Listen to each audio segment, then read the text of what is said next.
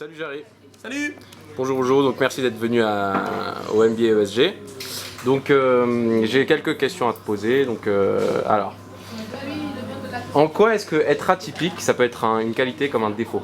Moi, je pense sincèrement que tout le monde est atypique. Je pense qu'on a tous un trait en nous qui fait qu'on ne ressemble pas aux autres. Et je pense que c'est un plus dans cette société où un peu les choses sont lisses. Et ça peut être un défaut aussi. Ça peut être un défaut aussi, mais c'est un bon défaut pour moi. Toi, par exemple, s'habiller en lapin, c'est pas évident. Mais voilà, tout de suite, on la voit plus que les autres. Donc c'est un défaut pour plein de gens, parce qu'elle pourrait pas, par exemple, je sais pas, moi, travailler dans un endroit, dans une banque par exemple, habillée en lapine, quoique. Alors que voilà, tu vois, tout de suite tu la vois, tu la. Mais moi je suis atypique dans le sens où j'ai pas envie de ne pas être ce que je suis parce que le regard de la société te permet pas de l'être. Je suis profondément ce que je suis, point, et heureux de l'être. D'accord, donc tu es atypique dans ton personnage de la vie de tous les jours. Dans ma vie de tous les jours. Dans ta vie de tous les jours, aussi dans tes personnages de spectacle. Oui. Ils sont assez originaux quand même, on voit pas toujours des majorettes et des. Et des autres que tu n'as pas encore fait. Et des autres qu'on n'a pas encore vu. Et atypique aussi dans ton parcours. Ouais. Donc j'ai lu que tu as été boucher, maître nageur et policier. Tu as vraiment eu tous ces métiers. En fait, je suis allé il y a quelques années à Pôle emploi et mon conseiller m'a dit qu'on était amené en moyenne à changer 7 fois de métier. Donc je suis rentré chez moi et j'ai noté sur une petite feuille les 7 métiers que j'aurais aimé faire et je suis allé les tester pendant 48 heures en immersion totale.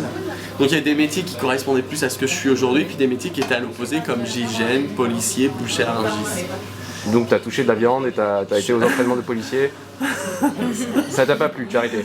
Si, c'est sympa. Dans l'assiette.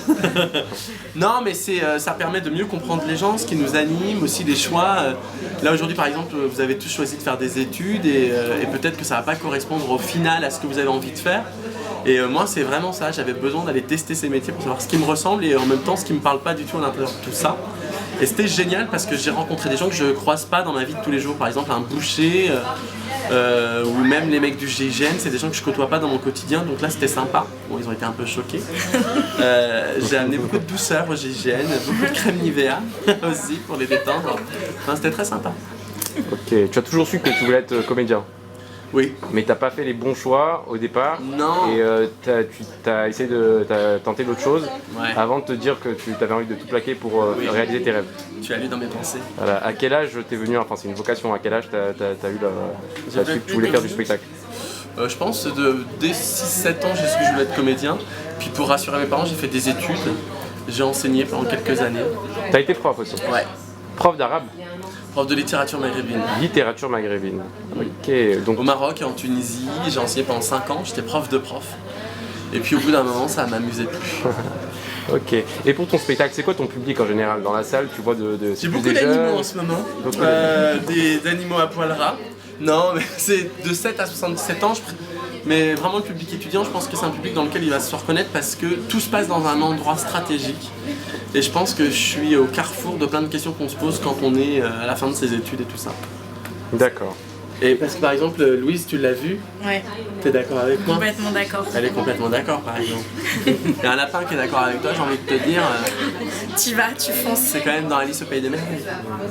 Bah, c'est quand même génial. Merci d'être venu en tout cas. C'est rare d'avoir des comédiens ou des artistes qui donnent de leur temps pour venir et montrer ce qu'ils font aux étudiants. Et c'était cool de t'avoir ici. Merci surtout Louise et puis toute l'équipe de la Les Mindshakers.